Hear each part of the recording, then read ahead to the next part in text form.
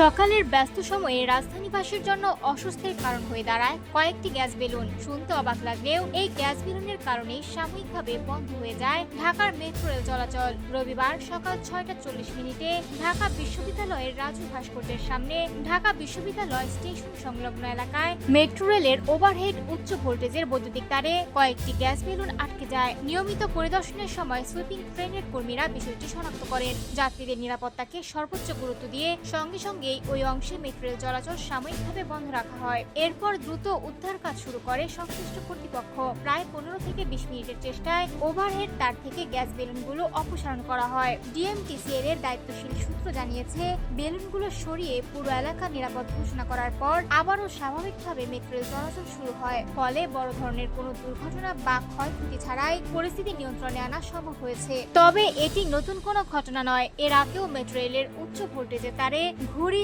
ফানুস, gas balloon এমনকি কাপড় আটকে পড়ার মতো ঘটনা ঘটেছে। প্রতিবারই নিরাপত্তার স্বার্থে সাময়িকভাবে ট্রেন চলাচল বন্ধ রাখতে হয়েছে। বিশেষজ্ঞরা বলছেন, মেট্রো রেলের ওভারহেড বিদ্যুতের তার অত্যন্ত উচ্চ ভোল্টেজ বহন করে। তাই এসব তারের আশপাশে গ্যাস বেলুন, ঘুড়ি বা ফানুস সরানো শুধু ঝুঁকিপূর্ণই নয়, পুরো গণপরিবহন ব্যবস্থাকেও সাময়িকভাবে অচল করে দিতে পারে।